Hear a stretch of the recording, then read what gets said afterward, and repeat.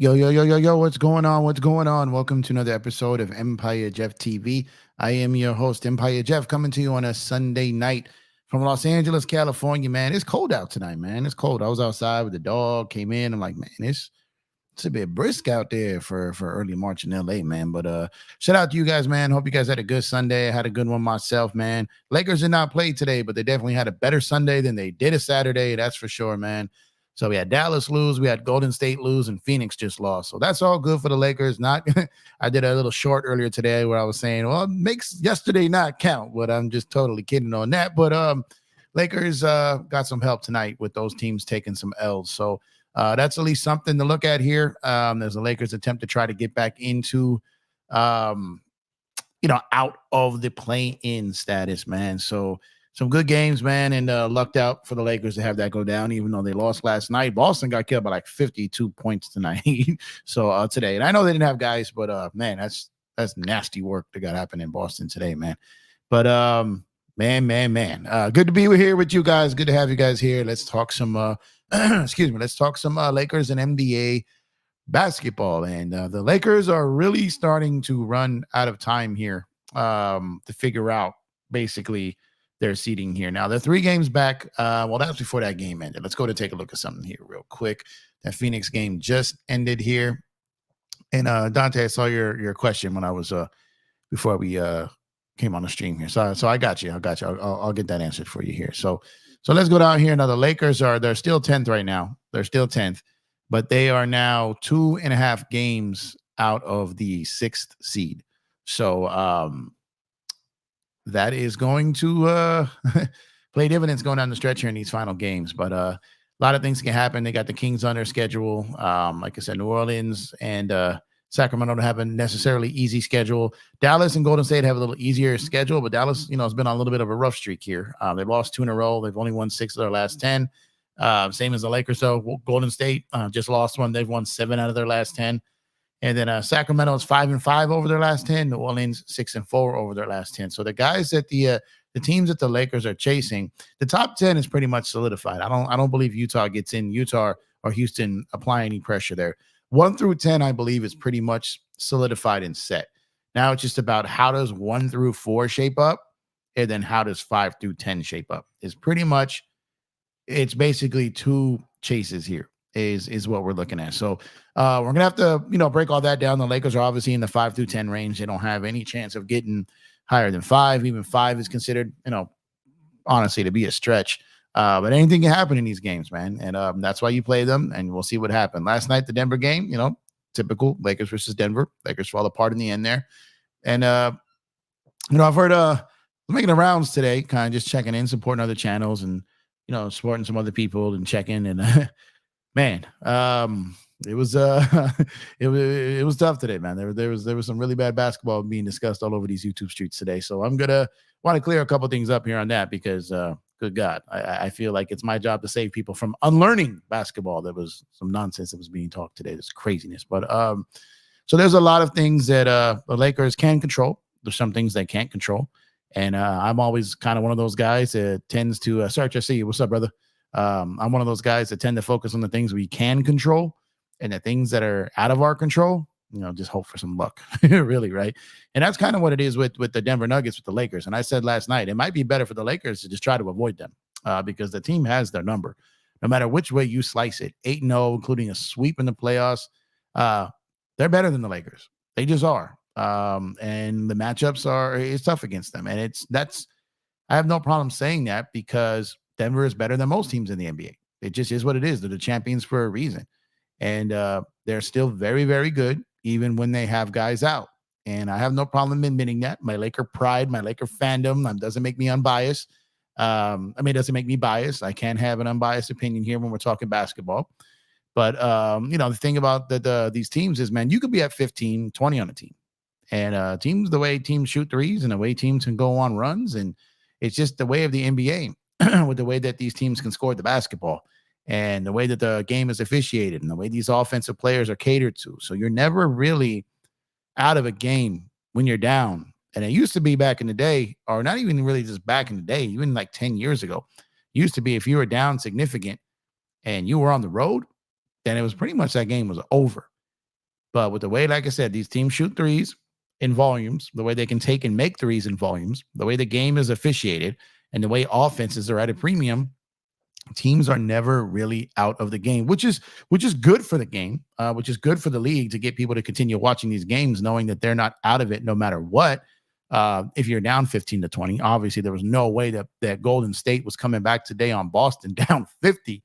But when you're down 20 points, we've seen multiple times where the Lakers and other teams have come back from down and did that. Lakers just did it the other night against the Clippers. Shout out to the Clippers, man.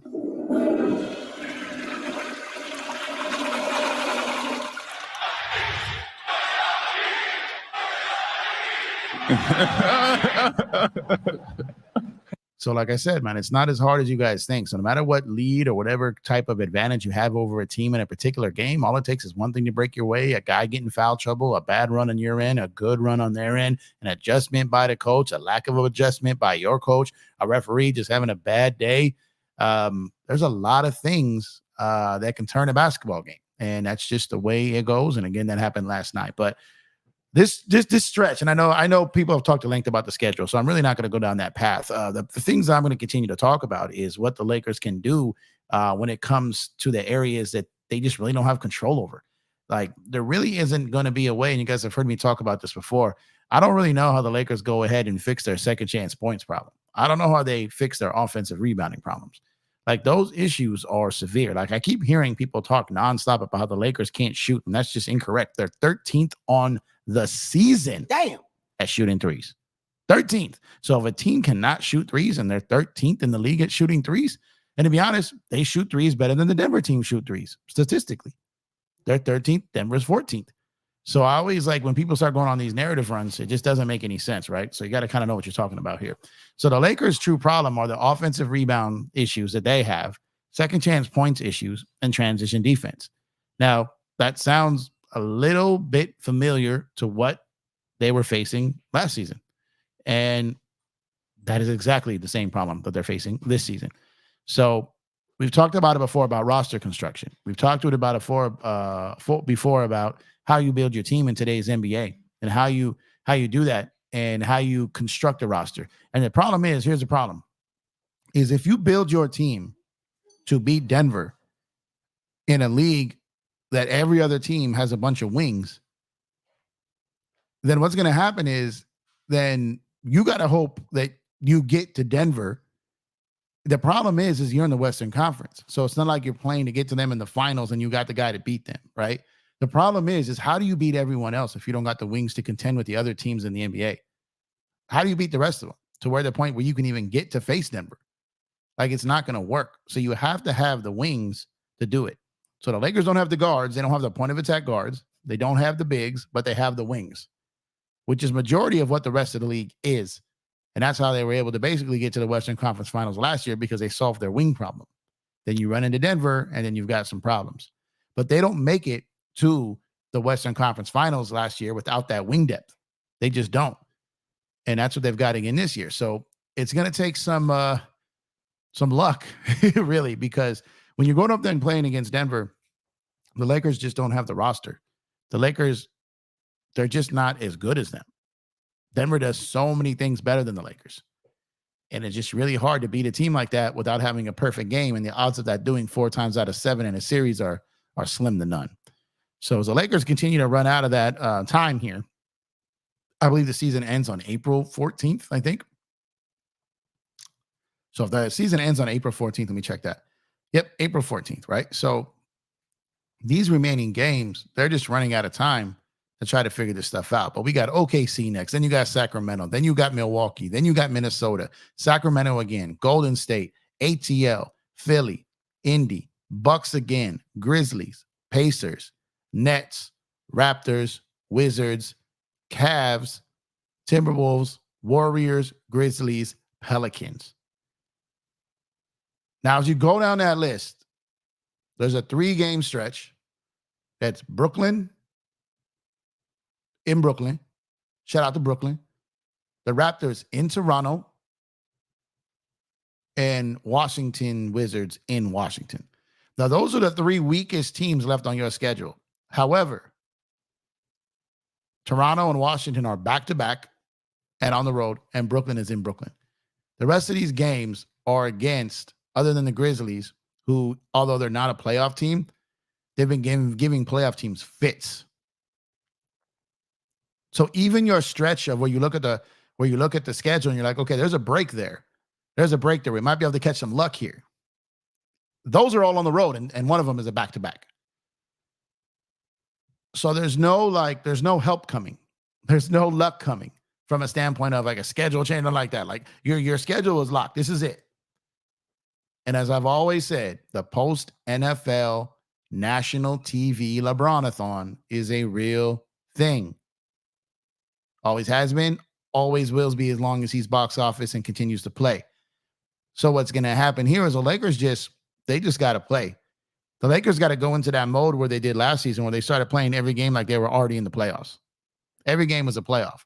The problem is that's how they got burned out last season, and that's how they ran out of gas. That was the problem. And that's kind of where they find themselves again right now. So, and we're going to talk about the Giles signing because everyone seems to think that that's a savior now. And I just can't. Shout out to Giles. Shout out to Giles.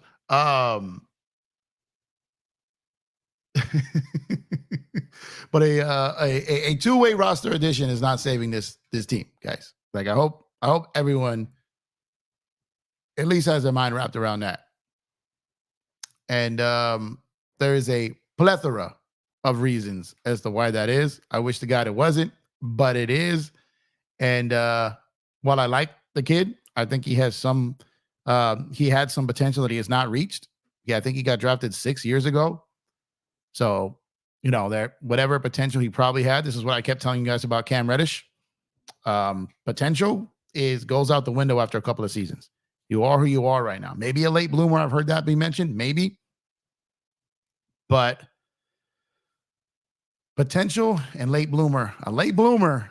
That's still tough, man. That's a tough pill to swallow for Giles there, man. But he was basically out the league due to injury. And like I said, I'm almost sitting here thinking that they basically got him to help the G League team more than the main team because Castleton is out. Is pretty much it, because I don't see a world where the Lakers cut someone and add him to the 15-man roster because he can't even play in the playoffs on a two-way deal. And the Lakers, I don't see them waiving one of their minimum guys to free a spot for him because that guarantees their next year's salary and the tax of that salary. If the Lakers were going to move or waive or had envisions of waiving one of those minimum guys, they would have just moved them at the trade deadline. They didn't. Obviously, I cannot predict the future, but just looking at the numbers, I feel comfortable saying that this 15 is who the Lakers are going into the playoffs with. And while Giles may be on the roster from a two-way player, two-way contract standpoint, and he may play some games in a Laker jersey, I don't believe he will become playoff time unless something drastic happens. So let me know what you guys think in the chat about that. What you guys think about the Giles signing? I know I'm assuming that majority of people don't even know who he is. That's for a good reason. And the second part of it is, even if you do know who he is, like I said, teams with roster spots didn't sign him. He got it. He took a two-way. He wasn't able to be traded. He was released, not bought out, and no team with the roster spot took him. So just let that set in for a second. Let that set in. So he's not going to be a savior, obviously. What the Lakers, the best scenario for the Lakers is Gabe and Vando coming back and then being healthy and able to produce. I'm still not convinced that's going to happen. I don't know if that's realistic. I think there's a chance that Gabe comes back, but again, I don't know what he's going to be when he does come back. Vando, the jury's still out on that. I am not sure what his return might look like or if he's going to return. I hope he does. I hope Vando and Gabe both return and both are able to contribute. I really, really do. But that Vando injury was kind of scary. And I just don't know if he's going to be able to play. So we're going to have to wait that out. So shout out to you guys for pulling it up, man, on a Sunday night. I greatly, greatly appreciate you, man. So one Peruvian guy, man, thank you for pulling up. Appreciate you. Q-Bud Yo, that killer Mike line killed me on in DJ's chat today, man. Shout out to DJ from Lakers and 5, man. Make sure to get over there. Check out his channel, man. They said my man Elder over there was sounding like Killer Mike. I fell out, man. That killed me, bro. That killed me. That kind of helped make up for some of the just help make up for some stuff, man. I literally say I can listen to my guy DJ talk basketball all day. There's no doubt about it. I can listen to DJ talk basketball all day. That's my guy over there.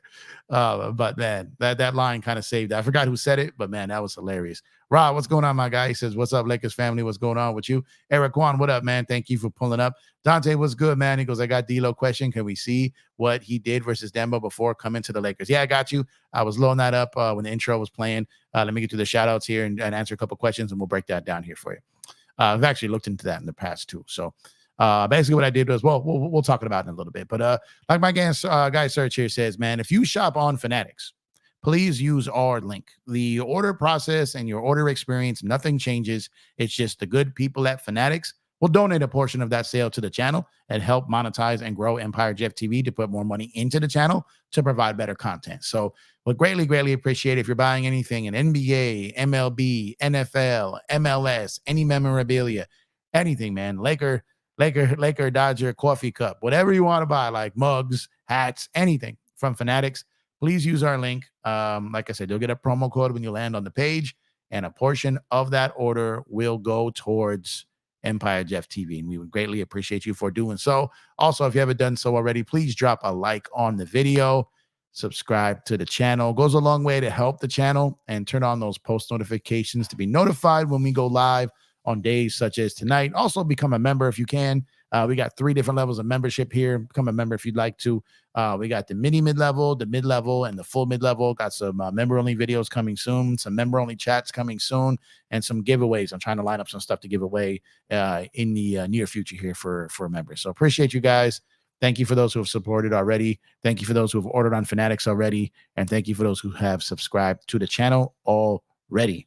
The wind was crazy today in SoCal. Yeah, man, I was outside earlier. I was trying to do some content outside today. The wind just wasn't wild, and my dog just wasn't loving it either. Lucky's ears are like flapping everywhere, man. So I'm trying. Let me know if you guys think, man. I asked you guys before. I'm really thinking of doing some vlogs, and obviously continue to do heavy lives and cover games and all that stuff. But I'm thinking of doing some vlogs. I got some new equipment. And just thinking about, just doing some vlogs, you know what I mean? And let me know what you guys think about that. If that's something you want me to bring to the channel, will lead to some more videos and some more content too. Even the terrorist puppy is cold. Yeah, he gets cold, man. He gets cold, man. But he's got his death row hoodie on today. So Death Row Records. He's got that bright red death row hoodie. He matched me today. I wasn't all red today, so he rocked the red. We was over there walking around like Death Row Records, man. I had the Death Row boombox. I got to post that in a picture. I got a badass Death Row Records boombox. Shout out to Bumpbox. Fire. I'm gonna post a picture of that later, man. That boombox, that boombox is crazy. So we was wilding out with that today, man. Top of the evening, Empire Jeff. What's going on? Visually speaking, thank you for pulling up. I appreciate you. Zachary says, "What's up, Jeff? Going Lakers win against Thunder because they got no one guard, AD and Bron. I hope so. We've seen to play them well outside that one game where we got murdered by them. We've seen to play them well. They're coming off a really good win tonight in Phoenix, so they'll be coming off a high from that one. Hopefully, we can catch them slipping. They're still a very good team. They're a top seed for a reason. I don't know how much I trust them going into the playoffs, but they are the number 1 seed in the Western Conference, a half game ahead of Minnesota and Denver. Obviously, Denver won last night. Minnesota lost to the Clippers by 1 today after having a big lead on them, but blew that lead down the stretch, and the Clippers got the win over them. So that Clippers, Denver, Minnesota, and OKC really don't matter to us seeding wise or scheduling wise, except for where we may line up against facing them in a bracket. So we got to keep an eye on that. So if the Clippers, looks like the Clippers are probably going to finish 4th. If that's the case, man, I would love the Lakers to get up to 5 and be able to face them in the first round. I would love it, and that would mean that we wouldn't have to face the first seed until the final. But it depends who ends up in that first seed. Denver could still get it. They're only a half game out, so just gonna have to wait and see where that all lines up. But some good basketball today, man. Boston Massacre 2.0. Yeah, that was a massacre today, man. Is the moderator asleep? Nah, they here. Hey, Jeff and Lakers fan, what's going on, D Prince? Thanks for pulling up. I greatly appreciate you, man. Thank you for tuning in. We greatly appreciate you, man. I am. Thank you very much, and you as well. Let's see. Rodell, what's going on, man? What's going on? What just happened? StreamYard. Okay, here we go. Lakers only good enough for 9 to 10 seed. Play in wastes energy. I definitely would try to avoid 9 or 10 if I were them. I would say 8 would probably be the better of the worst scenarios. I mean, the lesser of the best scenarios. And obviously 7 I wouldn't really be tripping on too bad. That's one game and you're in. 8 seed is a little bit more scary. 9 or 10, man, that's just playing with too much fire for me. The main reason why we can't get a win against Denver is because of coaching mismatch, like 98% of all the reasons. Well, I disagree with that. While I do agree that there is a coaching issue and Mike Malone is a much better head coach than Darvin Ham, and that goes without saying.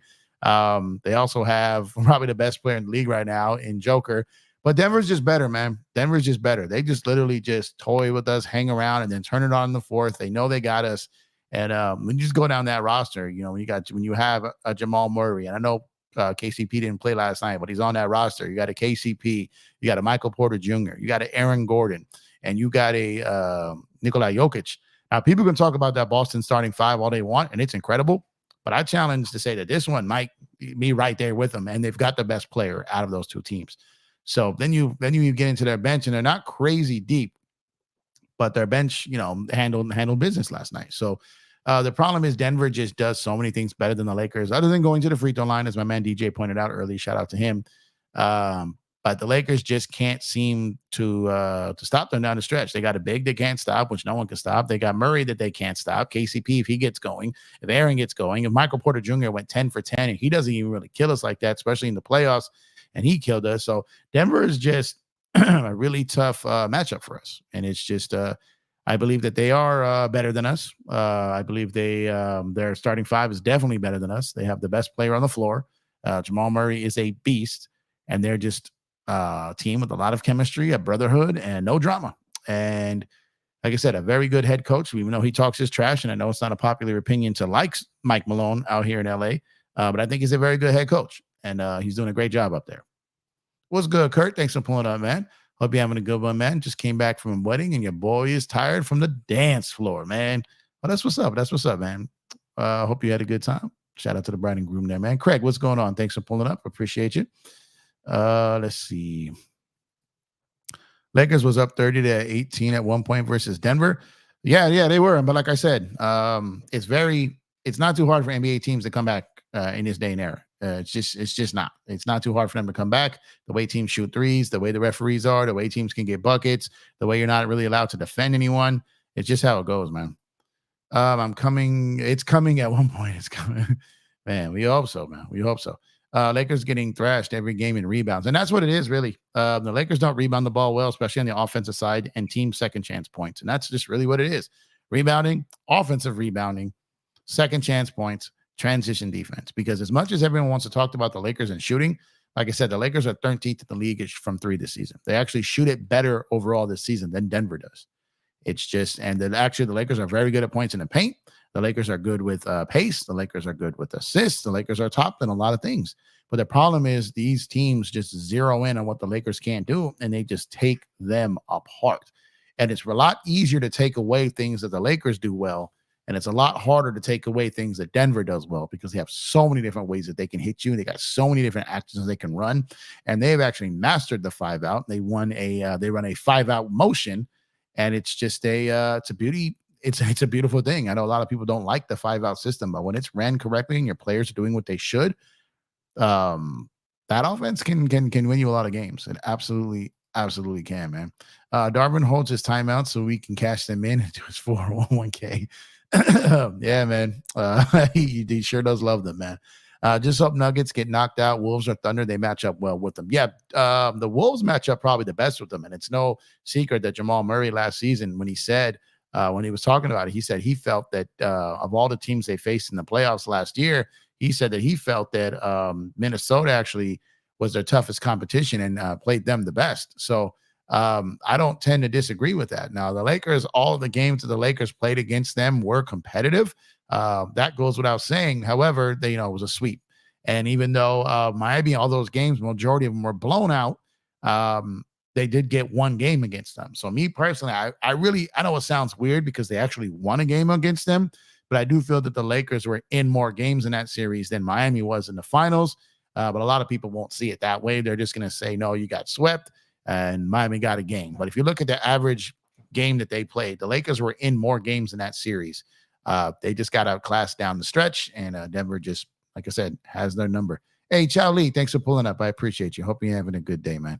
And yeah, the schedule just absolutely brutal, Rodell, man. Brutal. Harry Giles will take us to the promised land. Here y'all go, man.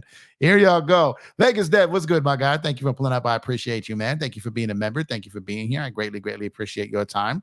And thank you for pulling up. Hope you had a good Sunday. Giles too tall for Ham. 3-4 guard lineup, maybe, man. I wish that was the case. Yeah, I wish it was the case that he can contribute, man. I wish he could. Jeff won't be laughing when Giles lifts up the finals MVP trophy. Come on, man. Damn. You can still do Macarena with bad knees. Here he goes. His injuries, his injuries did come up. He was a prospect, man. You know what I mean? Teams were high on him several years ago. He just never was able to really put it together. And then injuries caught up to him. Then he was out the league for a while. Now he's back, but there's a reason he is on a G League contract there, man. Maybe Harry Giles, the singer, not the basketball player. Let's see. Two-way players can't qualify for the playoffs even. Nope, they can't. I knew Giles from his days at Duke. Yeah, he was on TV a lot, so a lot of people got to watch him play. He was a household name for people who watch college basketball. He was a known commodity, right? But in the NBA, not so much. I challenge you guys to find a lot of NBA our fans, or not even just casual, even people who watch the game who actually know who he is, man. Two-way can't play in the postseason. That's right, Black Star. Thanks for pulling up, man. Appreciate you, man. Appreciate you. Harry Giles just dominated in Brooklyn and took a sabbatical until waiting to play with the Lakers. Oh, man. We got big probs, man. Well, yep, we do. Miguel, what's going on, my guy? Thanks for pulling up. I appreciate you. What up, Jeff? What did I miss? Nothing really. Just talking, just overall talking about how the Lakers are going to have their hands full down the stretch here, what their schedule looks like and how brutal it is, the teams they got to place. And from here on out, it's pretty much playoff mode. And, you got to hope that because they're in playoff mode to finish out this season, are they going to have enough gas to finish the season? Is it going to be like last year when it caught up to them, man? And there's a very strong chance that could be the case. And they just got to be careful with that. Can't cut anyone right because it's going into next year's salary. Yeah, because if you cut a guy, let's say Jackson Hayes. I'm just not saying that's the guy, but I'm just saying, let's say that the Lakers say, okay, we really like what we see from Giles, and we want to add him to the 15-man roster so he can play come playoff time. Well, all of these guys, Jackson Hayes, Christian Wood, Cam Reddish, all these guys have a player option in the second year. So when you waive them, it effectively makes the contract for the second year guaranteed as far as payment is concerned. And if they go to another team, or if they don't go to another team, then you're on the books for paying that. Now, if they go to another team, the money that they get from that other team, depending on what it is, because they're a minimum guy, then you don't have to pay it from that standpoint. But if a guy doesn't make a team, like Jackson Hayes may not make a team next year. Who knows if Christian Wood is in some drama and something comes out of this, maybe he doesn't make a team next year, right? Cam Reddish, I mean, who knows? Like I said, these are three bubble guys. While Christian Wood, it'd be odd to say he wouldn't make a team next year. I understand that. But I'm saying we don't know where this off-the-court situation is going to go. Maybe teams won't want to mess with it until it's all done. Jackson Hayes has not looked very good. Like I said, he was a minimum guy this year. Maybe he can make a roster, but maybe not at the start of the year. And then, like I said, when that happens, then you have to pay the money on that, and that goes into your tax as well. So I don't see the Lakers moving or waiving one of those guys just to bring in Giles, unless Giles just goes out there and just makes it a no-brainer, which I don't see happening. And again, I believe that if the Lakers were going to waive one of these guys, then they would have traded them at the trade deadline. That's just what I feel. Let's see. I will give away 15-minute convos with search for members only. I have an idea for a vlog. What really happened oh man, I keep forgetting to do that. Yeah, you know what? I don't want to do that as a vlog. I actually want to do that as a live. But yeah, that is one that I've been promising since the channel started, man. And I suck at life for not getting that done. And it's not even going to take that long of a thing to do. I was really, the thing that was holding it up is I really wanted to write the article on it. And that's what's going to take a little bit of time. So maybe I just punt on the article for now and just do the show. I could do the show off the top of my head. I can do it right now. Want me to do it right now? No, I'm just kidding. I'm not going to do it right now, but I could. My husky loves this weather. Yeah, I mean, he got that fur. He's ready for it, man. He's ready for it, man. Big Baby Sports, what's going on, my guy? He says, "Are you concerned yet with this Laker team? Last year's team, I really wasn't as concerned with post trade deadline when they got those guys. This year's team, as I mentioned, is a little bit different. I'm definitely concerned with this team. I've been concerned with this team this year. Last year's team, I had more trust and more faith in. This season's this season team, I have trust issues with this team. While I think this team is capable of beating everyone, maybe outside of Denver right now, they seem to have their number. I don't see a team in this league when I look at them that the Lakers can't beat. I just believe that. I believe there's still talent here. But as far as concern, yeah, I've been concerned with this team for months. I've mentioned that, but last year's team and this year's team is different. Last year's team I didn't see as a failure. They got to the Western Conference Finals after starting 2-10. I did not see that as a failure. This team went backwards on that, and so yeah, this team, I've been concerned with this team. Like I said, I have trust issues with this team, and I felt like I've made that clear multiple times here though. Rodell says last year OKC was a 10 seed. Yeah, and I told you guys at the beginning of the season that they were my team, not even sneaky, but a team that was going to get into the playoffs and probably win a round. Like I said that, and I believe that because they were trending the right way. They were trending kind of like the last time OKC was trending when they had KD, Russ, and Harden. Now, obviously, the talent really like there's no KD on that team. SGA is great. They've got some really good pieces on that team. But it kind of went that way where they kind of started to win. They're putting some things together. And then they got in as a late seed and then they took off, right? The next year after that. So the trend has kind of repeated itself there in Oklahoma City, and Sam Presti has done it twice. I don't remember off the top of my head if they ever finished first in the conference during that stretch, though. But they've had an incredible season. I love watching them play. I'm hoping to get out there when I get out to OKC to cover the AAA Dodgers out there, the OKC Dodgers. I'm hoping that I get out there in time before the season is over and I can catch a Thunder game at Paycom Arena out there, man, because it's right by each other. The basketball arena is right by the minor league ballpark, so it'd be really, really dope if I can get out there and catch both. That would be incredible. Like I said, man, OKC, I'm not even close to playing on this, man. Sneaky popping. It is sneaky popping out there in OKC. I'm trying to tell y'all, man. Jay Premier, what's going on, my guy? Honestly, a backcourt of D'Lo and AR is hit or miss strictly because they're both mediocre on defense, and usually good teams have a good backcourt. Yeah, that's true. Majority of the teams in the NBA are very skilled in the backcourt. That is an absolute fact. So it is a very wing and guard dominated league. That's why I said it's really tough to go out there and build your roster around just beating Denver, because then, what happens when you got to face these other teams? You know what I mean? So majority of these other teams are built with wing and guard depth. Well, Denver has that too. They do have that. So even if you had a team for bigs just to stop Joker, then how do you guard Murray? How do you guard MPJ? How do you guard Gordon? So there's still that's why I say Denver damn near has a perfect roster, especially to play with Joker. It's really, really going to be tough to beat them. And like I said, the Lakers need wings to be able to beat the rest of these other teams. Miguel says James Harden traveled on a pass to Kawhi. Yeah, he did. He travels a lot, man. Have you been? I was talking to church. Let me mind my business. Let me mind my business here, man. Hit the like button. Appreciate you, big baby. Absolutely. Hit the like button and subscribe. Everyone like and subscribe, or Darvin Ham will sign a 10-year extension. That'll probably get the likes popping right now, man. Purple and gold, what's good, my guy? Hey, Jeff, what about Pop? I think he needs to step down too, having a talent like Wemby and worst record. I think his heyday is over. Well, the worst record. I said record. What is going on here? I'm on my Wascooey Wabbit here. The worst record here is by design. They're sitting him kind of on purpose. One, they don't want him to risk injury.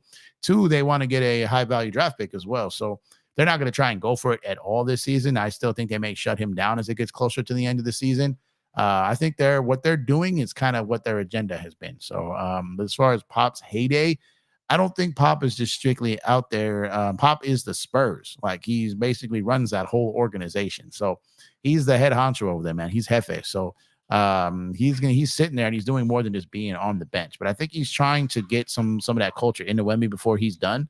And I think he's trying to just continue that Spurs way. And it's just been so weird to see them not in the playoffs and not in contention for these handful of years after all those years that they were. What's up, Lucky? What's up, buddy? What's up? He's like, what it do? But his hoodie is fly. I'm trying to tell you, man. Let's see. Giles from whatever. He said Giles, I believe, was my memory is saying the Kings. Let me check here real quick. Let me check. I think it was the Kings. Let's see. Because I remember he had that his dad had popped off like in India and got him moved from traded out of Sacramento. So yeah, the Kings drafted him in 2018. So I remember him, and he was a talent coming out, and teams were high on him. And then his dad has kind of ran his mouth about the situation in Sacramento. Wasn't really happy there. Got moved, and it just never really got back together there for him, man. Darvin just needs to let Braun 82-man game take us to the playoffs. Well, the thing is, Kurt, is that's not Darvin stopping that. That's the players not wanting to run it. I'm telling you, so here's the thing. I want to talk about something too, about that report that came out. They're saying that Braun is switching up the plays. No matter what Darvin calls, that Braun is switching it up. Well, then who do we blame for the play calling? So if Braun is saying no to all the plays and going out and running it, then that kind of, for people who like to react to every single report, the people that love to bash Darvin don't seem to be picking up on that report, do they? No, no. So that was an interesting one right there. That Braun continually overrides the reports, and if that's the case, then who do we blame for the offensive sets? Who do we blame? But I'm telling you this right now: a pick and roll 2-man game, that's not on the coach's side running it. That's a 2-man game that players do. Now you can put that in coming out of a timeout or instruct them to do it. But we're clearly starting to hear that that's being waved off. And I've told you guys multiple times how I've seen them go away from a set that you can see the other guys are running, and then 2 guys break it. I've told you guys this multiple times. But when it comes to Braun and AD, that 2-man game, it's there. They're just choosing to not run it, and that's on them. They're on the same side of the court, and they start to go, and then one goes the other way, or they break it. So that's not coaching. That's them deciding just flat out not to run that play. They don't want to be in congestion. They don't want to be bumping people. And it's just makes no sense, man. Knicks, what's going on, man? He said, how about them Knicks, man? Man, I saw Brunson got hurt today, man. I hope he's okay. I rock with the Knicks, man. I watch a lot of their games, man. So shout out to the Knicks. I enjoy watching them. I really like this team they have. I love what they did at the trade deadline. I like what they're doing. So I like the addition of Shake Milton on top of all the moves they made. I think they got a really solid basketball team, and I can't wait to see what they do come playoff time. I think they can shock or scare someone in a round or 2 in the East this season, man. Thanks for pulling up. We appreciate you. If you haven't done so, please subscribe to the channel. Drop a like on the video. Katie, what's going on, my guy? Thanks for pulling up. Hope you're having a good one. Let's see. How about this timeout? That Ham won't ever call. Yeah, man. Ham will never call timeouts. It's funny, and I said I've talked to you guys about this before, but if we got Clipper fans, Laker fans, Maverick fans, all these different fans, Boston fans, Missoula, if we got all of these guys in a room, the same complaints about the same issues come from every single franchise. Every single franchise. Their coaches don't call timeouts. The coaches don't make adjustments. The coach plays too many small lineups, 3-guard lineups, plays his favorites, isn't playing this guy, but plays this guy, gives this guy too many minutes. It's universal. It's everywhere. And this is what I'm trying to tell you. It's not just a Darvin Ham thing. This is happening everywhere. I challenge y'all. Go around these other channels. Shout out my guys, We Talk Mavs. Go watch them. Go watch them and listen to what their issues with their coach, their issue with their owner, their issue with their GM. Sorry, not owner. They're the guy who runs basketball operations because he sold it. He's governor. So go ahead and listen to them break down their issues with their team. It sounds exactly like the drama that Laker fans seem to be having with Darvin Ham. I mean, like identical. So it's not just a Darvin Ham thing. I've been telling you guys all season that the era of the great NBA head coach is over. It's over. A lot of these guys are the same. They are copy and paste, cookie cut. Pretty much the same thing over and over around the league. When you tune into it and you hear the fan base is having the same issues and the same problems with their head coach that we as Laker Nation and everyone has been complaining about Darvin, every fan base is having that same issue with their head coach. I challenge you to go check these out. They're good guys too. We Talk Mavs. Go and check them out. Go check out some of the Clipper shows where Ty Lue's name is just dragged through the mud constantly. Go check them out. Go check out some Phoenix channels and how much they hate Frank Vogel. Go check that out. Go listen to Golden State Warriors about how much they can't stand Steve Kerr right now. This guy has won them 4 championships. Go check it out. Like, you'll hear it a lot. And the reality is teams and people and fans, like, they just want someone to blame. Sometimes it's pride. Sometimes it's ego. Sometimes it's delusional. Sometimes it's you can't just be unbiased. And they just have to blame someone. It can't just be that this team is better. They just can't admit that. Their pride won't let them admit that. But sometimes dudes are just better than you. Sometimes it's just as simple as that. Ham is the type of coach that would never call a timeout when you're down by 60. If you're down by 60, no point in calling a timeout at that point. Denver had a 9-0 run, and Ham still didn't want to take a timeout. And another thing I want to touch on is the crowd that was throwing a fit about him not playing D'Lo, when it was the same crowd that was throwing a fit about it was D'Lo's fault we keep losing to them. So the same people that were saying bench D'Lo, bench D'Lo, then he benches D'Lo, and everyone throws a fit. All I'm asking is, where is the consistency? Where's it at? That's what I ask. Where's the consistency?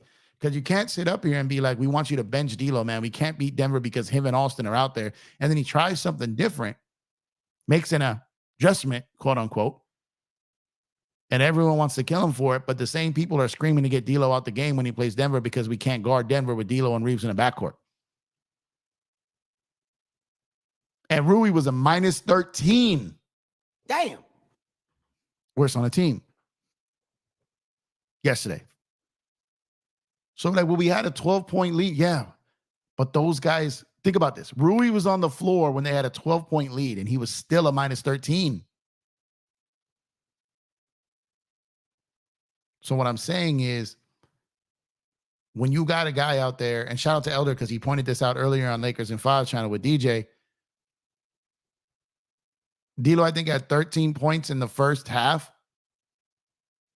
He had 17 in the point where he was taken out and he wasn't guarding anybody. So if he's not giving you offense, he's not going to give you the defense. You almost have no choice to try to put the guy in there who's at least going to defend, because D'Lo's not giving you the thing that keeps him on the floor, which is the offense. And like I said, Rui was just a minus 13. He scored points, but he was the minus 13. He was by far the worst Laker player on the court last night, from a plus-minus perspective, and him on the floor led to Denver on a run. I love Rui. He just struggles like against Denver, just like D'Lo does. I just stay in a confused state in regard to the Lakers. A lot of us do, Serge. A lot of us do. Denver can go on a 100-0 run and Ham still won't call a timeout. Oh, man. Said Elmer Fudd showed up. Yeah, he did, man. I don't know what was going on in my speech. Darvin's brain is in his pockets. His hands have been out of his pockets the last couple of weeks, though, man. He's been having out-of-pocket experiences. I don't know if y'all see this. Someone might have told him, because it actually looks awkward, like he doesn't know what to do with his hands. They're just hanging to the side. I don't even know what Darvin is running. So, yeah, again, Darvin is a hot mess. That goes without saying. But like I said, but some of the things you guys blame on Darvin is kind of comedy, because it's not. I wonder what Kobe would do if Ham was the coach. I don't think they ever would have hired Darvin Ham if Kobe was here. I just don't. The type of coach that Kobe could play for and the type of coach that LeBron could play for is different. So while people want to sit back and say, well, LeBron has never had like a Hall of Fame head coach, which I disagree with, because he had Eric Spoelstra for 4 years. But the thing is LeBron really was never going to play for a coach with that much power.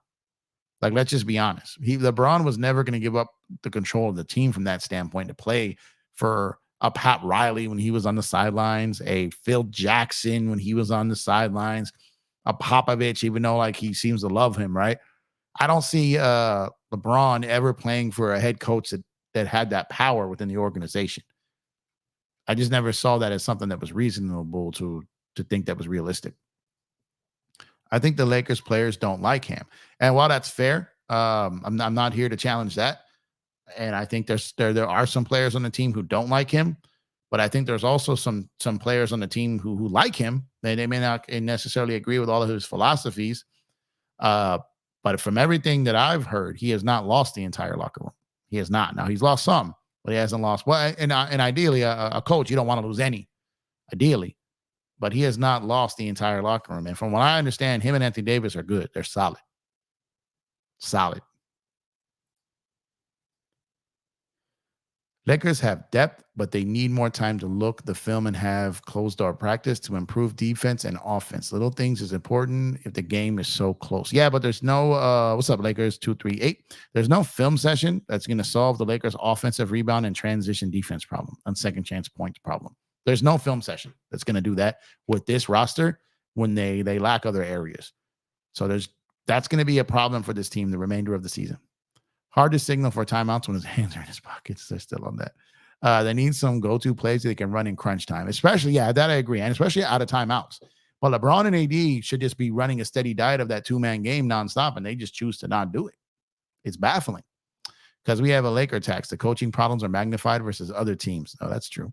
Controversial man, what's going on? At this point, just double everyone and let Jokic score 60. The problem is he can beat you with that. He can beat you with that.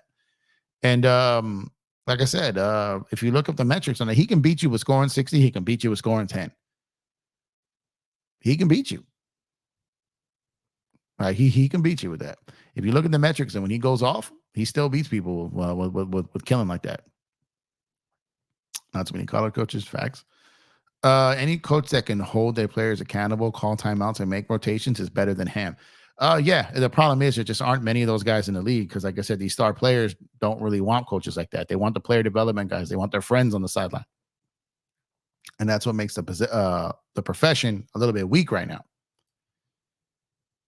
Every fan hate their coaches except Miami and the Spurs. Yeah, no, it's true. And like I said, the majority of the league is going through that. Well, OKC I think likes their coach. Memphis I believe likes their coach. Minnesota right now likes their coach. Sacramento likes Mike Brown. 1 second, guys.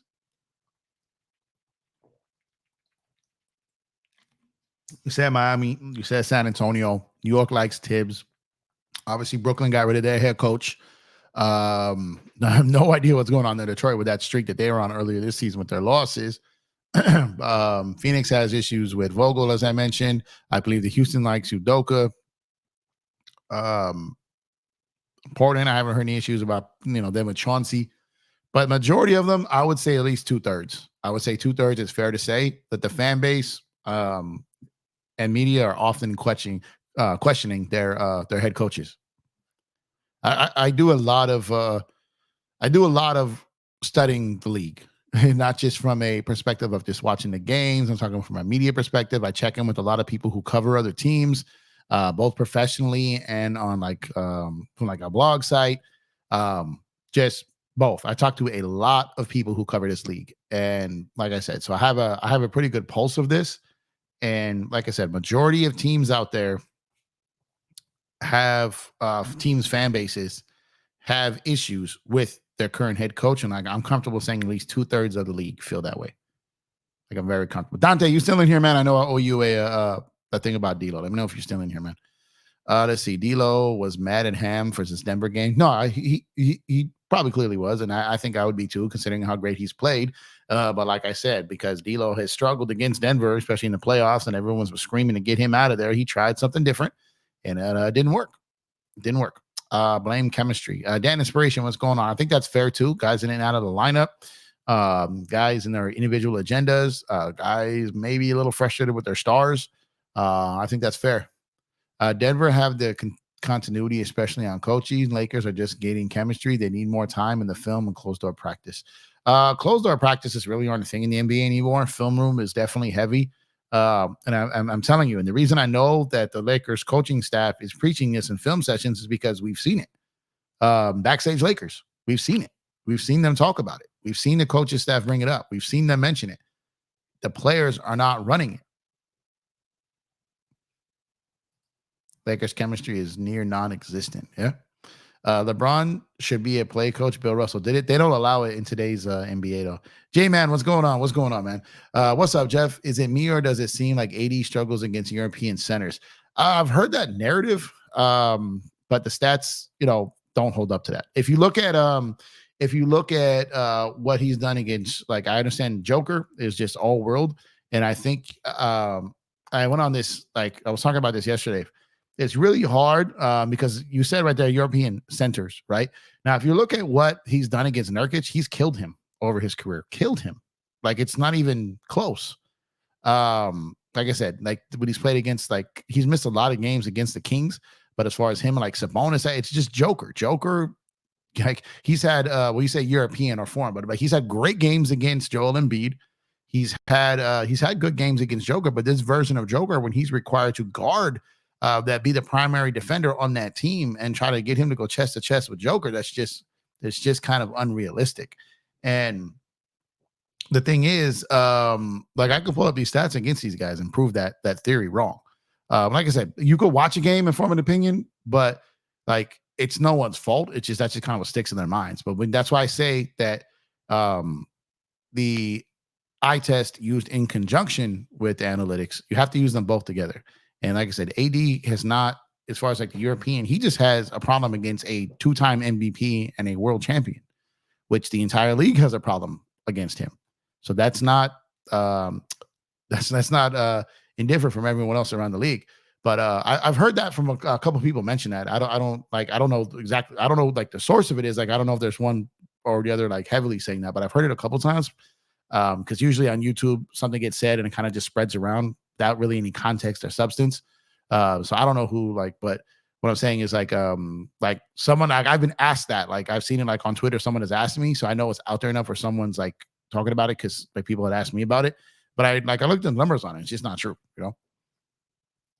Let's see. Ham reportedly thinks Prince was Middleton. That's a wild report if it's true, Ben. Who's better, Prince or Smush? Prince is definitely better than Smush. He can play defense. I'd rather pay Max over Cam. I would too, and I think they will. But you know, that's for the summer. Ham likes playing Prince a lot. Prince been trash. Prince off the bench in 20 minutes or less is a good fit for this team. Prince starting and paying more than 20 minutes is a bad fit for this team. Treating Prince like he's Patrick Beverly. Well, yeah. So I mean, he should be guarding the wings like they tried to have Pat Beverly do. That definitely didn't work out with Pat. Denver came prepared every single game, while Lakers are continuing to gain chemistry because of the in and out players. Lakers need to be prepared. That's another thing. Like I said, I've also often said that this Laker team is like a retail store that has people on different shifts. You know what I mean? It's like they're never available at the same time. And that just becomes really difficult for a team to get any type of continuity or chemistry or any type of real flow out there. So it makes it difficult for them for sure. Out of pocket experience. Okay, Jeff, that won't be remembered. Yeah, I'm telling you, out of pocket experience, man.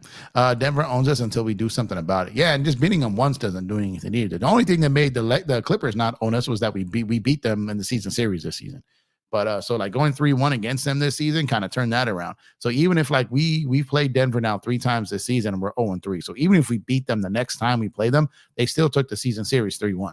So like this is going to be something that happens over the course of another couple of years to try to take that back, man. Kurt says, Jeff, thanks for being pragmatic and realistic. Some channels leave you feeling more depressed. Hey, man, like I said, I always respect any content creator who does this, the sacrifice and everything that puts in. And as I mentioned too, like a lot of it's not even like the content creators. Sometimes some of these panels, these people get wild. It's one of the main reasons I don't do panels.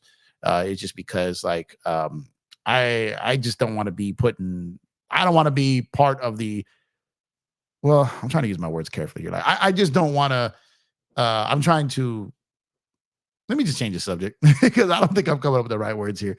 I just want to be part of talking good basketball talk and like no false narratives and the clickbait like stuff. Like that's just not what I do. I'm not here to bash anyone that does it. Just from my taste, from my channel.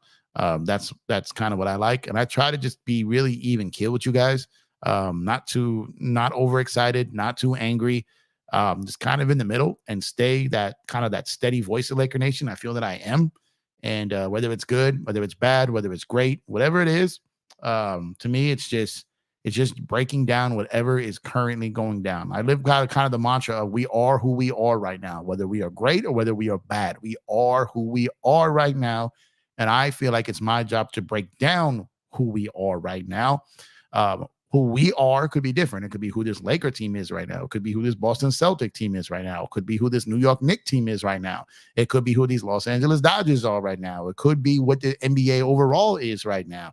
And that's just what I'm on. So it's like the other stuff. Like I said, I don't walk around here feeling like I have to be right. And as a result of that, I feel like because of that, I feel like people who think like that, and I know a lot of people that do, I think that people that think like that, I think provide better content. And that's what I'm trying to be on. I don't have to be right. If I'm wrong, so, I take it as an opportunity to learn and go re-educate myself so I don't make that mistake again. But I don't have to be right. I don't have to be heard. You know what I mean? Like, I don't have to be, but there is a lot of bad information out there, and I just try not to contribute to it as far as providing more of it. Ham needs to play Hayes a bit more. He was a bright side over last Denver game. If we won, he would have got the game ball. So that's one thing that I was kind of going back with today. So Jackson Hayes is a -9 on the season, on the overall season. So every possession and minute that he has played, the Lakers are down 9 points just by having him on the court. And when you put the two big man lineup with him and AD, it's a -8. It doesn't work. It does not work. So you can see it when he's out there. He is good in space. He is good in pace. He can be in the dunker spot and rim run. But he is too light, as my guy Stu and Chick used to say, too light in the wallet, man. He's too light. He just gets ragdolled and dog walked and thrown around out there. He's just not big enough. So in space, in pace, he can be effective, but you got to be getting stops and running and getting out there in the open floor in a half court setting. Even his rebounds, it's just like bodies are colliding and ball just kind of goes to him. He's not out there like out rebounding anybody. He's not out there banging bodies and clearing space and doing that. That's not what he does. So like I said, every possession that Jackson Hayes has been on the floor for the Los Angeles Lakers, they are a -9 for the season. And when he is on the court with Anthony Davis, as him as the 5 or the 4, either or with AD, it's a -8. So, like I said, the narratives are wild. And seeing someone's highlights and seeing what someone does in stretches isn't what the true story is for the entire game or season. Oh my God, Curtis too much. Denver actually has a game plan while the Lakers just freestyling it. There you go. That's it right there. That's it right there. That's it right there. Kobe would punch Darvin if he was to college. He might. I have no answers, just questions. Sometimes it be that way, man. The diff is Kobe and Jordan got Hall of Fame coaches from the jump. Bron didn't get one until much later in his career and once he got the accolades. Yeah, I agree. The thing, it was just really hard to get a Hall of Fame coach to go to Cleveland to develop him. The Hall of Fame coaches and those tier guys typically want a competing team, or a contender. And Cleveland team wasn't going to be a contender out the gate, and they didn't didn't want to go to Cleveland, right? So that's why when Bron got out of there and he got with Spo, who wasn't the Spo that Spo is now. I understand that, but he was still a very good head coach and on the rise. He was an up and comer and viewed as a rising star, to the point that when Bron even tried to get rid of him and tried to force him out of Miami, they told him no. Because Miami said, and I remember the quote at the time, like, they love him. They think he's a Hall of Famer. They think he can be there for 20 years. That was literally the quote. And look at us now. Look where he is now. Spo was an excellent head coach. Excellent. But Bron still tried to get him out of there. And like I said, I think at some point it got to a point where some of the Hall of Fame head coaches or top tier head coaches, I think they didn't want any part of coaching Bron, and I think vice versa. I wish Bron could say fire him. He can't. One, he pushed to hire him. Two, he's a clutch client. And three, Bron doesn't want to be labeled that coach killer again. So he's not going to do that publicly. AD just don't do good against Euro bigs. Again, man, if you look at the numbers, it's not the case, bro. We should have kept Frank Vogel over Ham. So that's another narrative that I've been hearing pop up too. I think like Laker Nation has a short-term memory like issue, right? A long-term memory issue. They kind of just remember kind of whatever they want at this point. But if you think about it, when Vogel was at the end, everyone was complaining about Vogel's rotation. They were complaining about Vogel's 3-guard lineups. They were complaining about his lack of offensive sets. And they were complaining about him playing Avery Bradley, Rondo, and JaVale McGee too much, to the point where they had to trade JaVale McGee and they had to trade Rondo out of there. so he wouldn't go back to it, and they had to let go of Avery Bradley. So because he did the same things that Darvin did, it was borderline identical, except he was better of a defensive coach than Darvin is, at least what we've seen so far.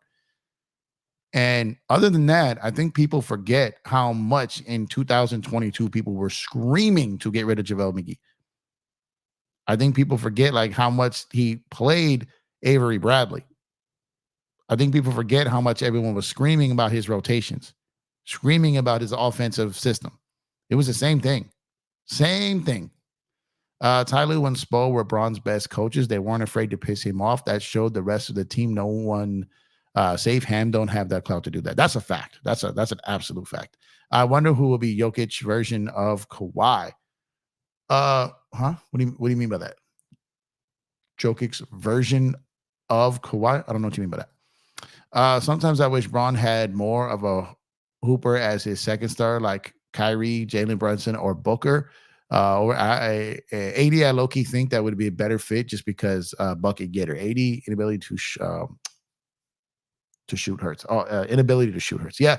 No, I get it. But the problem is you only got one ring with Kyrie, right? Because at the end of the day, the defense and what AD brought and what AD can do. I really think that the problem that him and AD only have one is because AD got hurt. The injuries over that time. But AD and Braun was a really good, perfect pairing, especially in the early stages of the partnership there. When AD was able to hit that shot, the midi was just on fire during that year. And AD just bulked up and got big and lost his agility, which was his best attribute, in my opinion.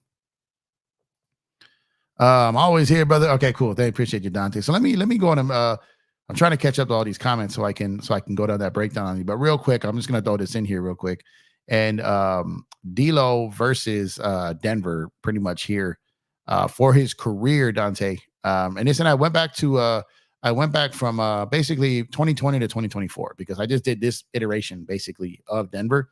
So D'Lo over his career since 2019, since the 1920 season, 2019-2020 season to 23-24, 17.5 points. Okay, 2 turnovers. 1 steal, 6 assists, 2 rebounds, and about 12 field goal attempts per game, about 32 minutes a game. So he's played well against Denver over the course of his career. Different roles, different teams, different situations. But he's averaged 17.5 points versus them in his career. He's only had 1 playoff matchup against them, and that was last year when he averaged 6 points a game. But outside of that, like he's played well against them, including an effective field goal percentage of almost 58%, 44% from 3. So he has had himself a pretty solid career against Denver. It really was just last year's playoffs where it kind of fell apart, Dante. So he's played well against them. Just last year, like I said, just fell apart there in the playoffs there. Vogel had his chance, and that's what I'm saying. I agree with you. Definitely agree with you there. I think people just forget like how bad it was at the end. I wonder what Malone hates about the Lakers. I get mad. Lakers. I get he mad about media coverage, which is fair, but the Lakers are the Lakers. To bring it up after winning the ring was uncalled for. I mean, he was just trolling, man. Like, there was a lot of talking. There was a lot of different things. There was, they beat them in 2020. Like, there was a little bit of a rivalry there now. They played in the playoffs. They've knocked each other out in the playoffs. So I don't really take any offense to it. I really don't. Like, my thing has always been, if someone beats you, they're going to talk. You know what I mean? The best way to shut someone up, beat them. I mean, that just is what it is. Like, if you don't like what someone is talking, you change the conversation. You change the outcome. You go beat them. If you don't beat them, they're going to keep talking. That's just the way it goes, man. Jeff, how many shoes do you own? Oh man. A lot. A lot. So like today I was rocking, today I was rocking the white and red Jordan 6s. And man, I got a lot, KD, including ones that I've never worn. Some of my favorite shoes of all time I have, and I have not worn them. I'd probably say that's a good question because I've gotten rid of some over the time, flipped some for other ones, sold some. I got a lot. If I had to guess off the top of my head right now, I say 60. If I had to guess off the top of my head, I would say 60. And I would say of those 60, probably 10 of them, 10 pairs have been worn. So I got a lot of unworn joints, man. I got the Concord 11's never been worn.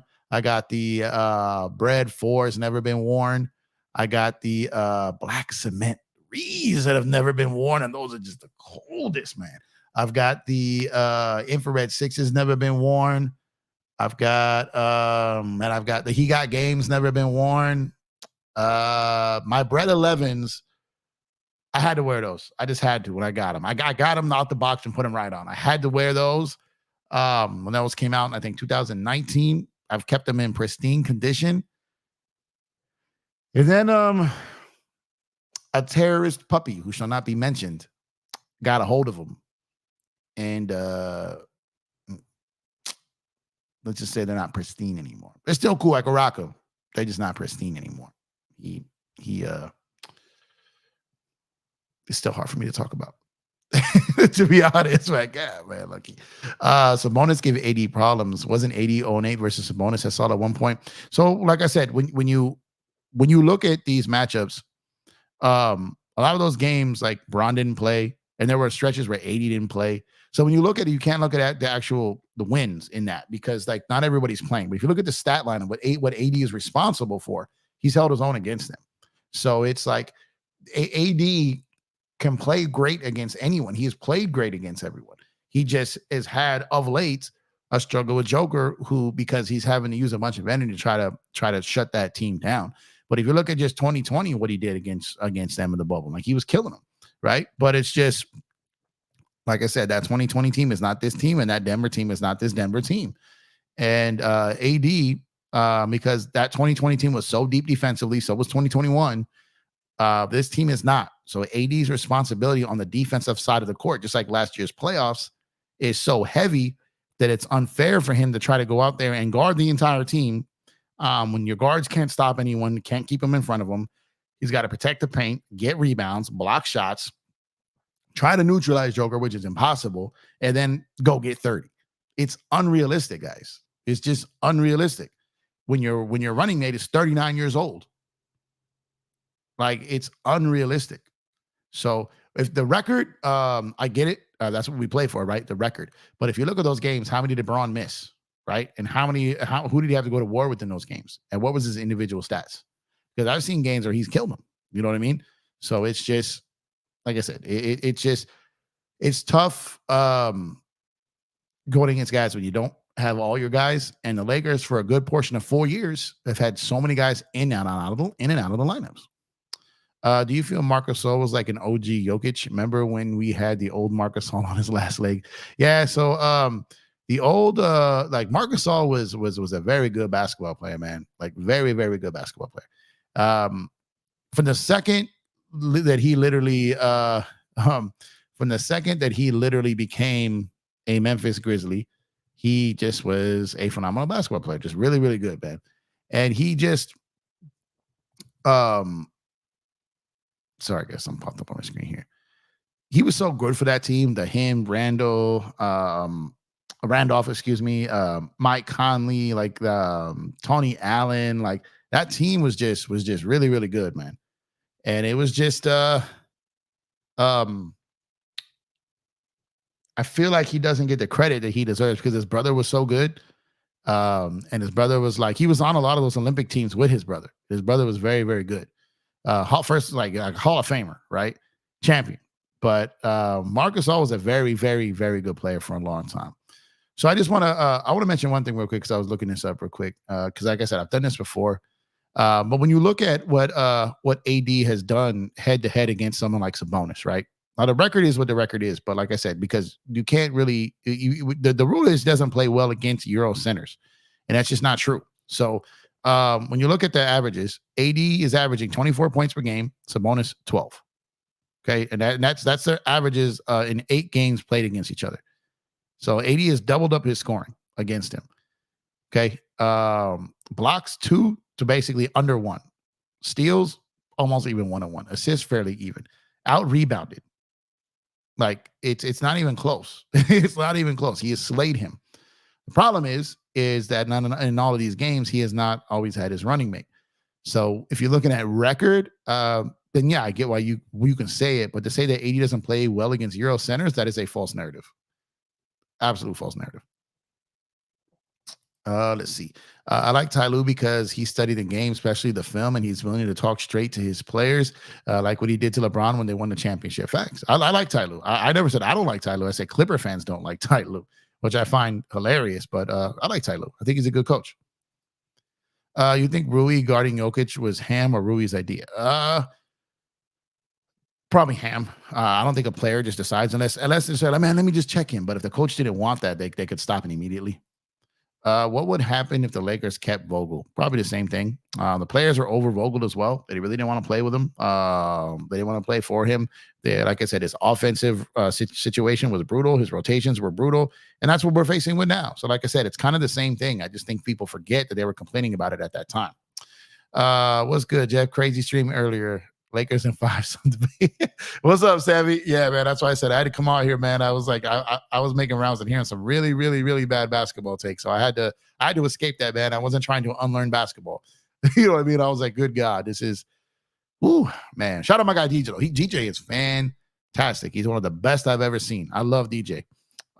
He's great. Well, we be joking around too. When any channel that opens up panels, yeah, you set yourself up for whatever is going to be discussed, right? And so that is not on the content creator at all. So I want to be clear about that because DJ is fantastic. I almost hate that DJ has to go to work because that's why I try to get there when he first starts, because when he has like his monologue at the 10 to 15 minutes where it's him, I love it because DJ is so good. I wish that he didn't have to work nights because I feel like we're cheated because he's so good at what he does. And that's no shade about anyone that does it. Like I said, I just think he's so good that I'm selfish. I just want to see him do it more. You know what I mean? Because he's great. Very, very great at what he does. I love listening to him talk basketball. Have from the first time I heard him talk basketball. He's great at what he does. But yeah, that panel was wild. That killer Mike line just killed me. That just killed me, bro. I was dying on that one, man. Vogel was set up for failure, in my opinion. Any fan who thought that 21-22 team was a title favorite is crazy delusional. 2022, no, that definitely was not a title favorite. But the 2021, 20 to 2021 would have been had AD, Caruso, sure, all of them guys didn't get hurt. They weren't paying the bubble tax. That one was. I agree with you, though. I'm not saying this was my take on it. I just remember the people complaining about it and blaming him like crazy. Like Vogel was catching so much heat, man. Like I was hearing it daily.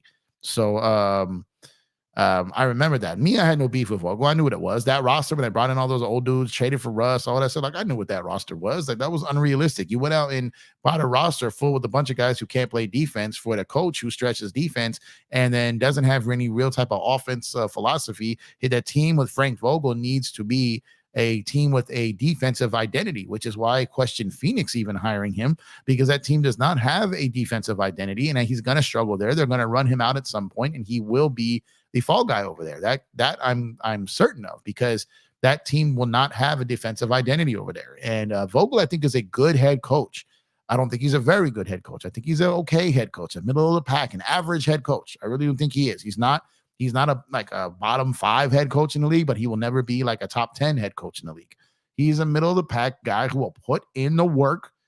He will have you prepared defensively. It's just a matter of, do you have a roster that can execute his defensive principles for what he throws out there? And that's, if you don't, then there's no sense in having Frank Vogel, because he's not an offensive coach. He is a defensive minded coach. So if you're going to have Frank Vogel and you don't build a defensive roster or a team that's capable of playing defense, then it just doesn't make sense to do it. He's not the guy for that.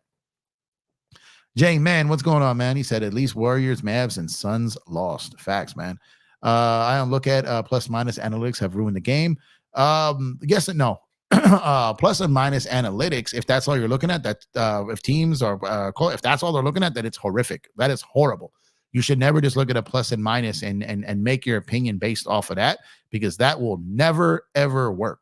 It just won't work. Looking at a stat You could say, so look, so you can tell someone who just looks at stats and then goes into an argument. This is why I say when people try to debate basketball from the 90s or early 2000s and then didn't start watching until 2010, to me, they shouldn't have a seat at the table because they don't know what they're talking about. You can't just look at YouTube highlights and go on Basketball Reference and think you can debate with dudes that were there.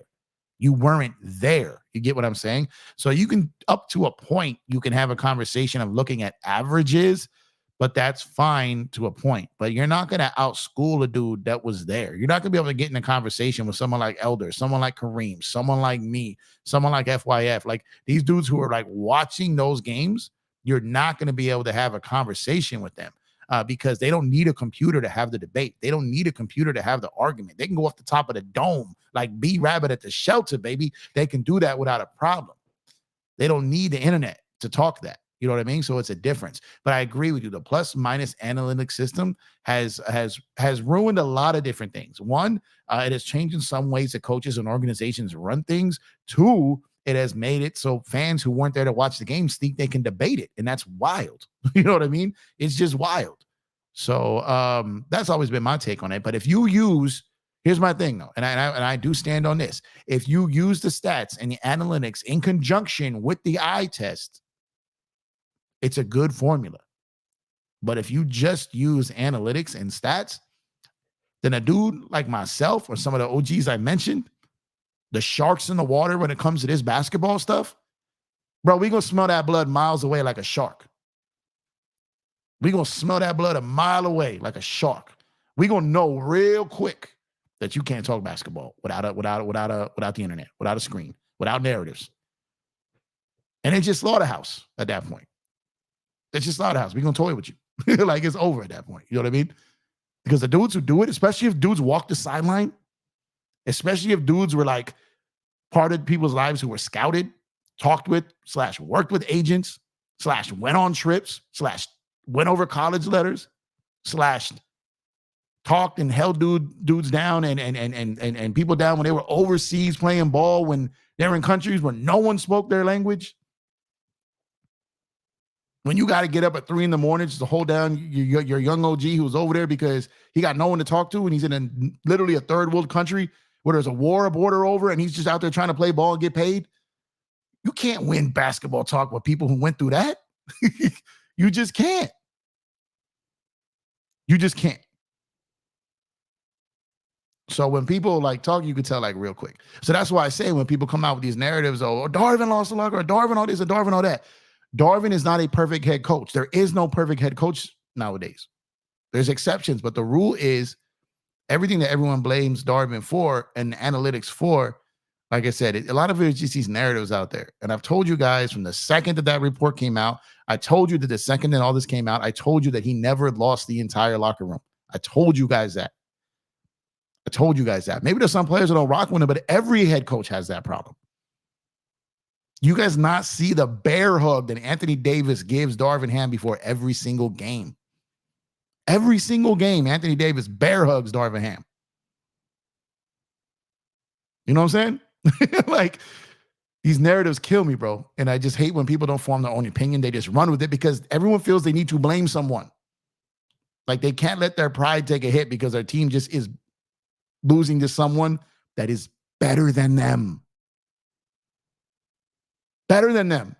I have no problem as a die-hard Laker fan that bleeds purple and gold. I have no problem saying that Denver is better than us. 8-0, including a sweep in the playoffs of the Western Conference Finals. They are better than us.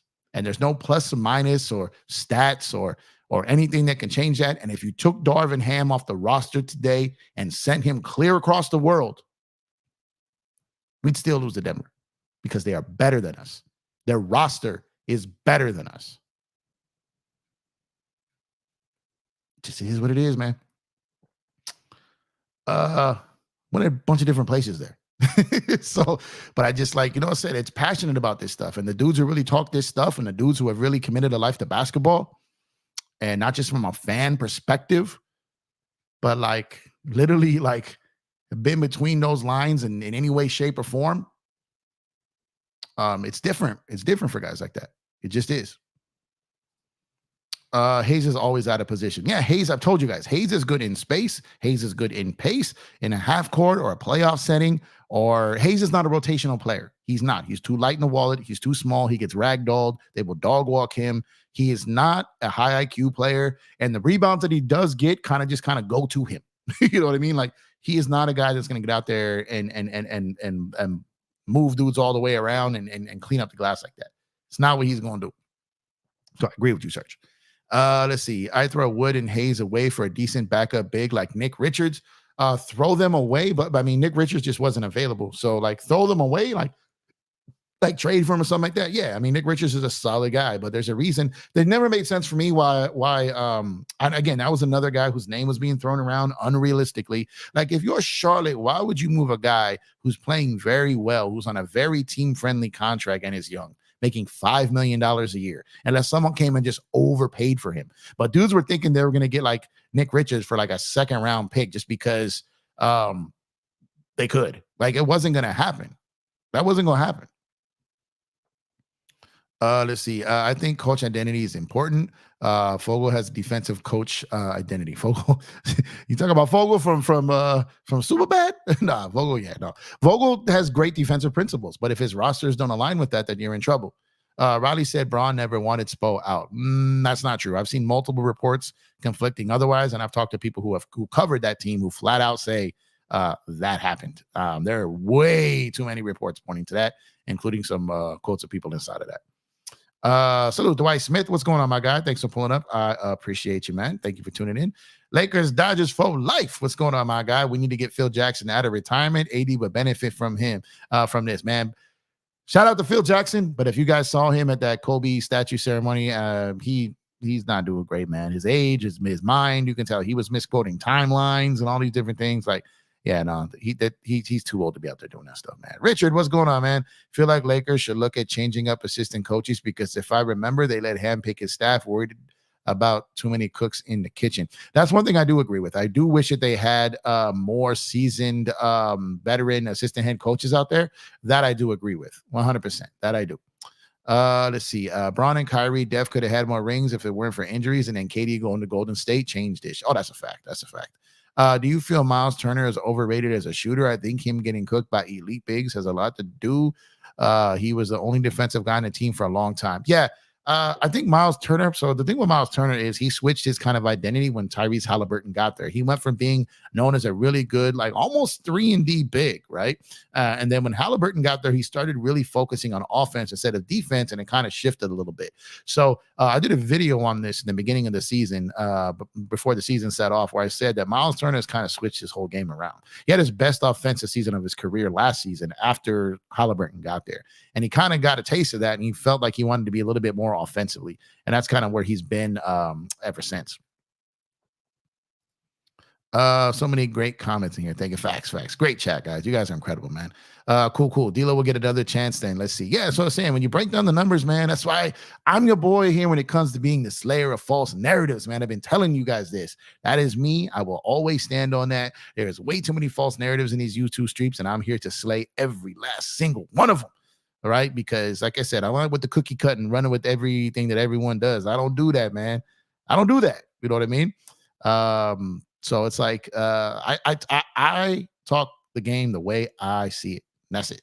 Like, no one influences my opinion. I don't say stuff to ride the wave of others. I just call it as I see it. You know what I mean? Daniel Berry Sports Highlights. What's good, my guy? Thank you for pulling up. Appreciate you, man. The sneakerhead days was fun and dumb, but at the same time, man, they investments to me at this point, man. Jeff, if you was the Lakers head coach, how would you build around AD and Bron? Well, it's hard, man, because Bron at 39 is really tough to build around, man, because you really can't go out there. You're not getting lottery talent, right? You're going to try to sign these guys, and then if you're going to get a guard, and then does Bron demand the ball at some point and kind of force that guy to the corner, and you got AD, like, who needs a big, but you can't really pay for a big because you need guards and wings. Like I said, it's a really weird kind of roster. At this point, it might have been better just to pair Bron with another wing, like a capable wing guy, and then get some like lower cost bigs out there to do the dirty work, kind of like he had in Cleveland with Tristan Thompson and those type of guys. Or his first time around, like Anderson Varejao, or you had Udonis Haslam, like in Miami. Like when you have the dirty work bigs with Braun, I feel like it's a little better if you give Braun the dirty work bigs and shooters. It's probably best, but the problem is that Braun used to get every shooter that became available, and then that just kind of washed up and went away because he was getting shooters paid, and then dudes weren't there to take that money no more, right? Because teams were paying them, so it kind of switched up to what Braun could add to his team, and that's what he's kind of just going through here, man. Puppies eat everything, especially my puppy, man. Damn, Lucky ate the Jays. One of the Turner and Hooch relationship y'all have, man. I'm telling you, he has a thing. He thinks sneakers are his toys, man. So it was my fault. I knew to not leave them there. I did. He got the bread, so man, that's what. Still tight about that, man. I wish we could have got Royce O'Neal. Phoenix got him cheap. Yeah, he would have been a solid pickup for him, man. Do y'all rock the same kicks for everyday use, or do y'all have specific ones for specific occasions? For me, it's specific occasions and specific fits. I don't really rock these just to rock. You know what I mean? So to me, I got other stuff I rock for that. But like for me, it's like occasions, certain fits, certain styles, certain things. They're kind of like special things for me. Yeah, Dan does. Dan has a great line when it comes to Sabonis, man. Killed me the first time he said it, man. I fell out on around the league the first time he said that, man. Joker's like the Patrick Mahomes of the NBA. You cannot stop him. Yep, he's a killer, man. If Lakers season ended today with D'Lo leaving free agency, doesn't sound like D'Lo likes him. It depends what the market is for him. His agent probably has a good idea as far as what teams would or wouldn't want to pay him. I know at the time of the trade deadline, teams didn't want to really make the move for him because they were feeling he was going to opt in. So at this point, if I had to guess, I would say that D'Lo is going to opt into this deal this summer. If I had to guess, let's see, it will be on for 4 hours.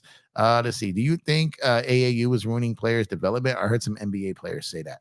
Yeah. So, like I said, with the head coaching, J-Man, it's not just NBA head coaching that's kind of bad. The AAU systems and the entitlement of these guys coming into the time they start playing and being like treated like they've made it already by like, some of them in sixth grade.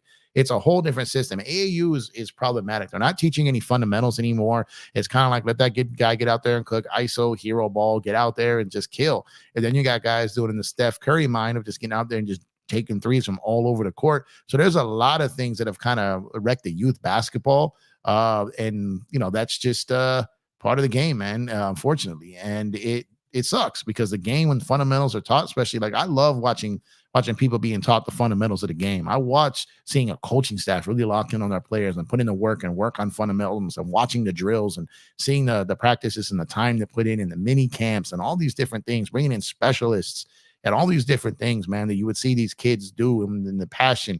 And now these kids just don't want to put in that work in those areas. They just want to get out there and cook and get their buckets. It's a whole different style, man. So that sucks. But yeah, I think that portion of the game is hurting the league now.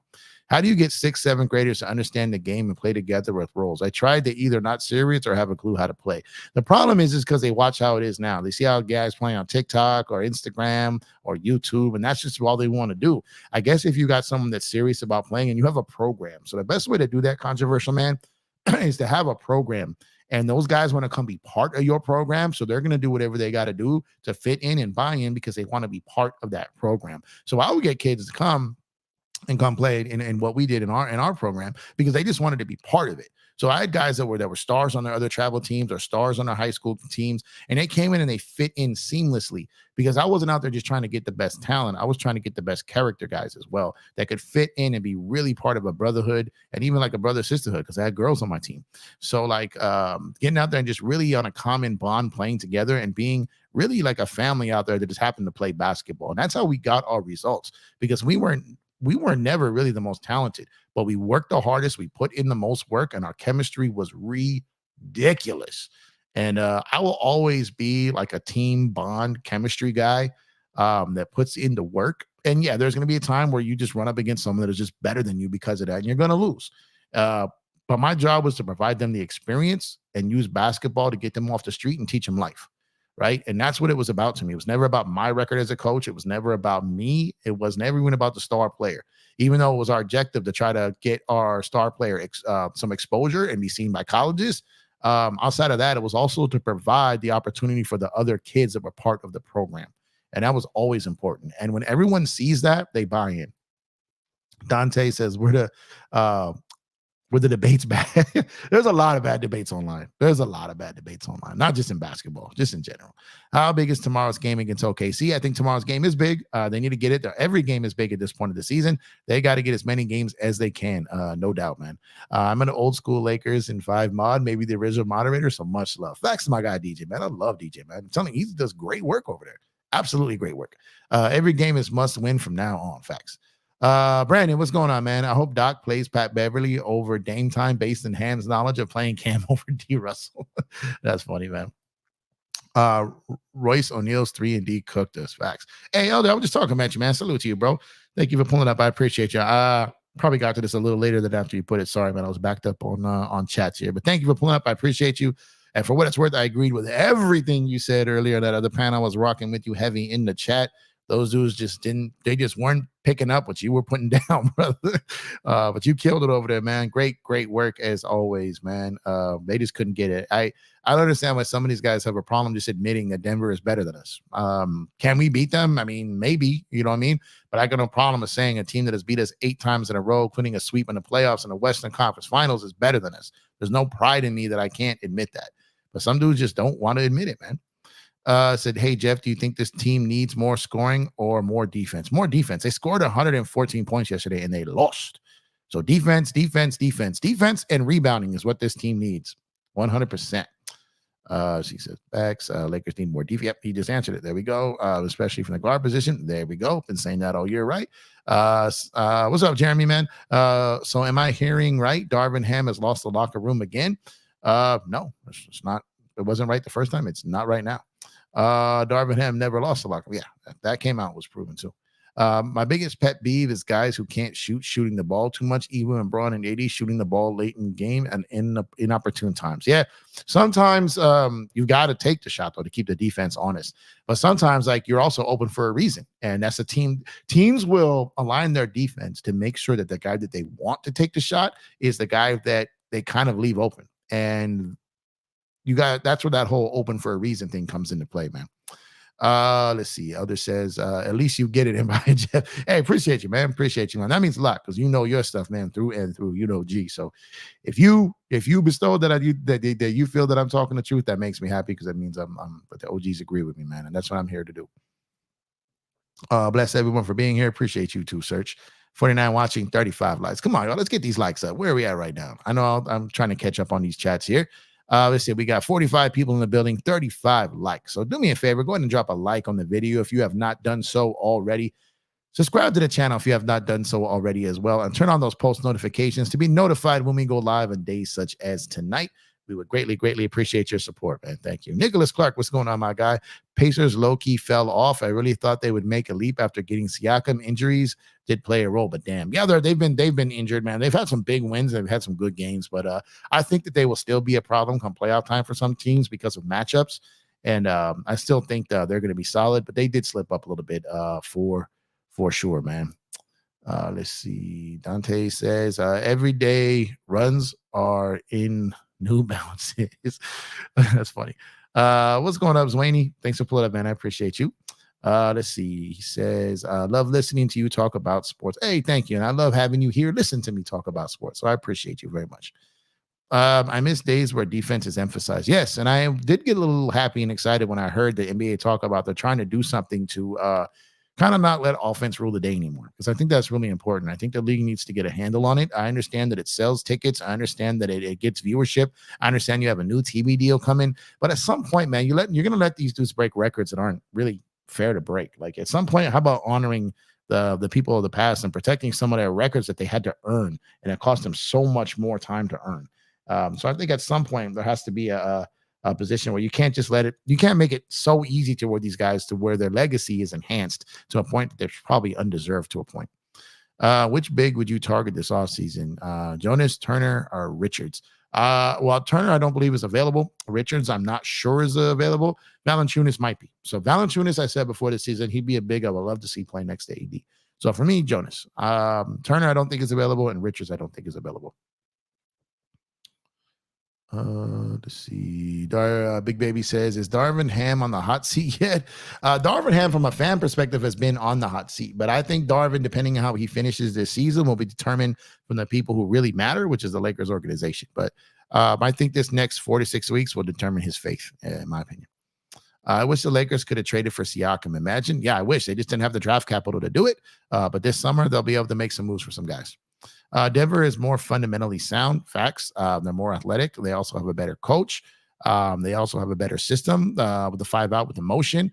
And they have better chemistry. There's a lot of things that they do better than us, and it's really hard to beat a team when they do everything better than you. Siakam would have been the perfect third star, in my opinion. He would have been great on this team for sure. I think if our team had a different head coach, Lakers could beat Denver. Like I said, I think if Darvin Ham left the country today, I think the Lakers would still have a ton of problems with Denver. I love my brother Empire Jeff Grind. Hey, appreciate you, man. Thank you, Serge. I love you too, man. Seeing this team play for sure makes skeptical on getting another offensive star. It makes it tough, man. I think that we really need to try to go out there and get some. Ideally, you want to get a two-way player that can guard and score, right? But those guys are tough to find because there are not as many in the league as there used to be. And even if you have a guy that can play some quality defense, the league doesn't really let them. So it just gets a little tough, man. That's all it is. But this Laker team, this roster is not trash. This team has talent. Like just saying that their Elder said it best earlier. They're in these games because they are talented. They're in the games because of their talent. They just can't finish games because some of these other teams are just more talented than them. And like I said, I have no problem admitting that. My pride will allow me to say that. Not everyone can say that, you know what I mean? But the Lakers are talented. That's why they're in these games. But talent can keep you in games and can't always win the games for you when you're going up against a team who is more talented than you and has the edge on you, both on the court and mentally.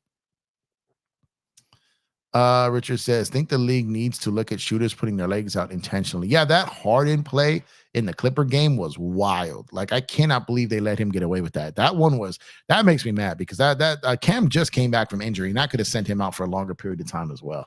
So when you get a play like that, you can't let that go down. That was so blatantly obvious. They need to kick a guy out of the game for doing that and make him feel it like right away so they don't do that stuff no more.